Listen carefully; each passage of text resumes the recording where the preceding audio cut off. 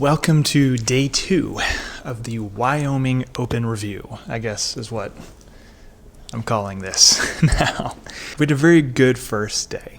Broke 70 for the very first time. We're 1 under, and we're sitting in a prime position to make the cut. So today is all about trying to make the cut, just trying to sneak in below that line. We've got a projected cut of even par is what we expect the cut to be. So going into the day, we're 1 under. This being my first professional tournament that was 2 days, it was interesting to sit on it overnight. And I think, as we'll get into this more as we go, but I think that really had an effect on the outcome of today. I was too excited, and this is not really an experience I've ever had before, but I just couldn't sleep all night. Not because I was nervous, not because I was worried. I was legitimately too excited to get back out onto the golf course and play again, because I'd played so well and I felt like I left so many shots out there. Shooting 1 under, I felt like I could have easily shot 5 under, and I thought breaking 70 for the first time, hey, I'm gonna go out there and shoot 600 tomorrow, because my swing was in such a good place and I was feeling so confident. Unfortunately, we didn't sleep at all. I may have gotten 4, maybe 5 hours of sleep that night. And so it was definitely a difficult early morning with a 7:20 tee time. Go to the driving range, pay for our range balls, get our Walmart bag of balls again, and I'm warming up, and things are not feeling good immediately. Things are just immediately off. I don't know what it was. Maybe it was the lack of sleep. Maybe it was a lack of confidence in my swing. But for whatever reason, the swing was just off. It wasn't feeling right. I was just misstriking the ball a lot on the range. So I was really trying to lean into my athletic ability and not worry about getting so technical or mechanical in diagnosing the problem. So I step onto the first tee and hit it way left, 20, 30 yards left. But that was way, way better than it was on the range. So that settled the nerves, even though I was in some thick rough on the wrong hole. It settled the nerves. I was able to hit a pretty solid punch, flop, shot, recovery out of that stuff onto the green. At this point, I take a big breath and I say, okay, you shanked your drive. We got that out of the way. We're on the green. Let's 2-putt and move on. And unfortunately, that was not the case. We 3-putted from about 30 feet. So that was a really disappointing way to start the day. However, hole 2, nearly drive the green, chip up, and I knocked down a 5-footer for birdie. So bounce back birdie gets us right back to even on the round and 1 under for the tournament. Nice, cool, calm, collected par on hole 3, fairway green 2-putt, and then moving on to hole 4, where I hit a 9-iron off the tee.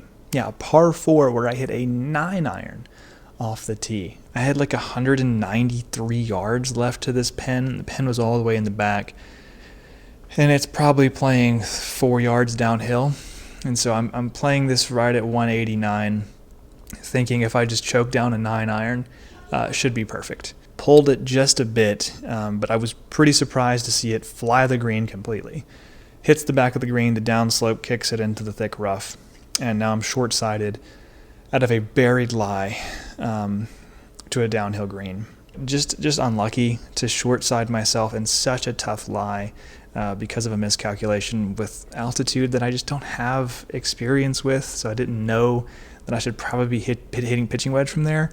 And honestly, even if I had known that the pitching wedge was the club, stepping up to a 189-yard shot with a pitching wedge in hand, I just can't trust that. That just feels so wrong. And that's probably the hardest part about playing at altitude, is just trusting that the ball is going to go that far. Nonetheless, we hit a pretty solid chip shot that just didn't react the way I thought it would on the green. Almost make the 15-footer for par, and then we tap in for bogey. Hole 5, the one that got us yesterday, blocked a tee shot way right this time. I made a very anti-left swing. Found it, flopped it over the trees from about 60 yards, and 2-putted for par, and moved right along. I was not interested in staying on that hole any longer than I had to. Hole 6, this is going to start being the theme of the day. Another 3-putt here for another bogey. So we're sitting 2 over on the day, and now 1 over on the tournament, just 1 above that projected cut line. moving into a long par 3 that bogeyed me yesterday. My goal here, just get it on the green and 2-putt. This was a pretty solid 2-putt from what was probably almost 50 feet. Going into hole 8, the hole you'll remember from last week's video as the most insane hole I've ever played. We are +2 on the day, meaning we're +1 on the tournament, just one above that cut line. So I take out another 3-wood, again, just not very convinced with any way to play this hole. And I pull it left into the trees, I kick down right behind a tree. A little bit of an unfortunate break, but then I hit probably the shot of the tournament up to this point. Just hit this little chippy cut around the tree, lands short of the green, rolls up onto the green, leaves me with about 14 feet for birdie. And this was the coolest moment of the tournament, genuinely. I drained this birdie putt, which was huge for me because I really feel like I'm fighting to stay alive at this point, where my swing is not feeling good. And after I made this putt, I hear some people clapping. And I was a little bit surprised by it. I've never played in a tournament with spectators that were not my friends and family. And I hear people clapping and I'm kind of like, what? And then I look over to my right and there was 2 people in the gallery watching us play. Just random people from Wyoming, I suppose. And they were clapping for my birdie putt. So I gave them a little wave. And I had no idea. I've never done that before. So that was new. But it was a lot of fun. It made me feel like a proper golfer. Then we move on to hole 9, the short but tricky par 3 with the weirdest green on the course. Fan my pitching wedge out to the right, and I leave myself just a joke of a putt from a different area code. We're talking 45 feet probably, but I was playing legitimately 14 feet of break in this putt, and I end up leaving it well short, 11 feet short. I just could not master the green speeds. So now this is a big putt for us. We have just birdied a very difficult hole to fight our way back to the cut line. And I don't want to give it away immediately. This 11-footer has probably 3.5, almost 4 feet of break on it. Just a massive, massive slider. I pick my line. I feel good about my line. I step up and just bury it. So I've just drained 2 really crucial putts. A birdie putt on 8, the par save on 9. That's going to keep us 1 over on the day, even for the tournament. So we're right on the projected cut line heading into the back 9. This is where things really started to get interesting, though. We come out of the tunnel up into the parking lot where hole 10's tee box is, and I see 1 group on the tee, 2 waiting behind them, and then us. There was 4 groups on hole 10 tee at one time. And this was such a massive letdown. Just to be riding high, to come off such a big momentum shift with those last 2 holes for me, fighting my way back in it, battling with a swing that doesn't feel right, and then to be faced with a massive weight like this. Just disappointed. And at the end of the day, we ended up waiting for 35 minutes between the time in which we finished hole 9 and when we teed off on hole 10, which frankly is unacceptable. And I understand this is a big tournament, but there's no way. There's no way we can let this happen. The tournament organizers tried to send out a 5-some and then split them up into a 2 and a 3-some and jammed everybody up. And it was a nightmare from the start. Unfortunately, as fun as the event ended up being, the organization of the event was, it left a lot to be desired, I'll say. Just not the level of tournament I would have expected from a state open.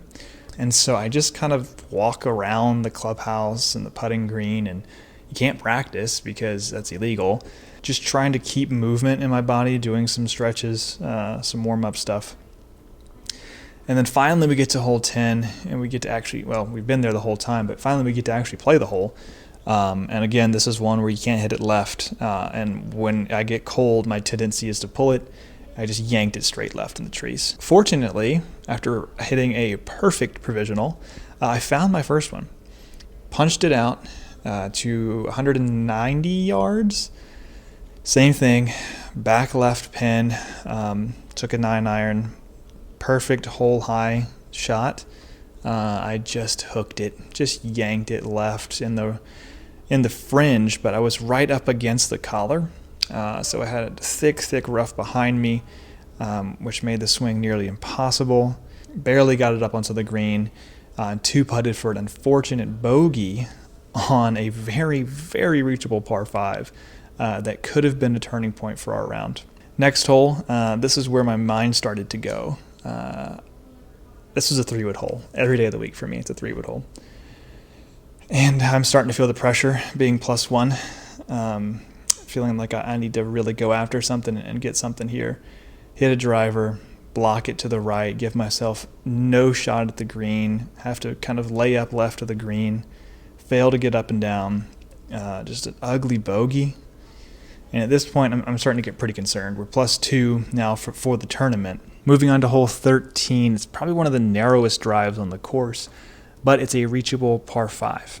So I hit a very good drive down the left-hand side of the fairway to set myself up with 225 yards to the flag.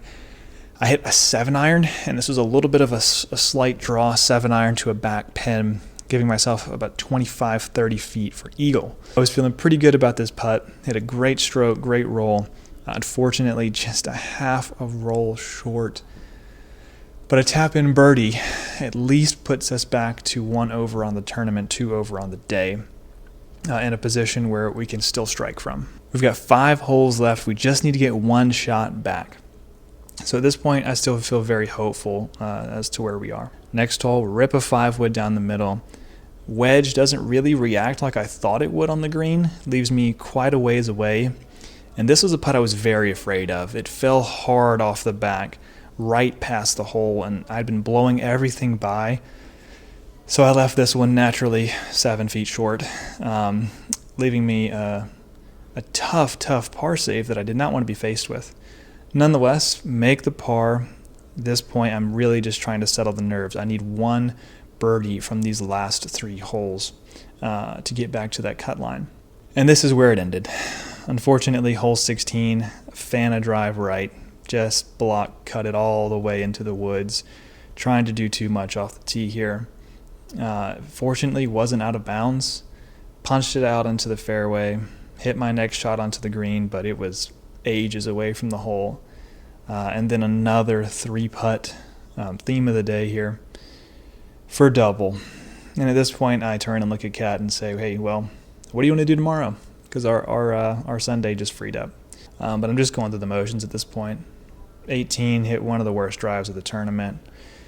Through the fairway into the wrong hole, over the edge of the back of the green on 18, short-sided chip by the clubhouse, a lot of noise going on. Chip doesn't roll out like I thought, missed another 6-foot putt, tap in for bogey.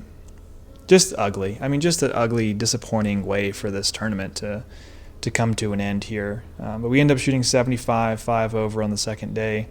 But really into the last 3 holes, we were 2 over, and we were fighting very hard with a swing that wasn't helping us. So that was our score, 75. But I kind of want to talk about what this round means for us going forward, because in that moment, I was inconsolably upset. To have had it within our grasp and let it go. We had it. We were going to make the cut with flying colors in my first ever tournament with a cut. I wanted to be 100% on my cuts made. And we go from that to missing the cut by what ended up being 5 shots. Cut ended up being 1 under, which I could have easily made. If I had played the way I played on day 1, I genuinely feel like I could have been 10 under after 2 days. But we weren't. And to go home at +4 on the tournament, incredibly disappointing. And only looking at it now can I have some perspective and take away some positive. In the moment, I absolutely could not do that. So all of this narrative now that I'm telling you was built in the days after the tournament, on the ride back home, the long drive back home to Georgia. But this is what I want the tournament to represent. I don't want the tournament to represent failing. I don't want the tournament to represent missing the cut or making a double or having 38 putts the second day. Because all of those things don't tell the true story of the Wyoming Open. The Wyoming Open, the real story of the Wyoming Open for me, for us on this journey, is much more than that. It's a story of success, really. I broke 70 for the very first time. I shot under par in a golf tournament, in a competition for the very first time, let alone the biggest competition of my life until that point. A year and 5 months removed from not swinging a golf club at all, I was competing with former Canadian Tour players that made it to the final stage of Q School, and I wasn't that far off. That feels great. I felt like I belonged. I felt like I could earn my spot there. I felt like I had the game to compete. Maybe not win, but certainly earn a check, certainly compete, certainly place, and definitely make the cut. This is the first time that I was this far away from home playing a golf tournament. To be in Cheyenne, Wyoming is a long way from Savannah, Georgia, both literally and metaphorically. It is very different. It is a very different world out there. And I'm very thankful that I had Kat with me. But it is a little bit of a mental challenge to go that far away from home in a totally different environment than you're used to and compete on a level that you know you're capable of. And at the end of the day, the words ringing in my ears, more than anything, was congratulations. You did it. You missed your first cut. I see this similarly to how football players will say they don't really feel they're in the game until they get the first hit, until they get hit for the first time. And this is kind of what this is like for me, and this is what I want the lasting message to be. This is what I want my takeaway from the Wyoming Open of 2024 to be. Congratulations. We missed our first cut. We did it. We got it out of the way. We can take a breath and say there was a lot of first. First 69, first under par competitive round, first missed cut. Congrats. Because missing the cut means you're in the arena. Missing the cut means you're trying. Missing the cut means we are right there. So, that's my takeaway. That's what I want the message to be going forward from this tournament. Good job. You missed the cut. What now? Let's get back in the gym. Let's get back on the range. You've seen what you're capable of. Now let's make it happen.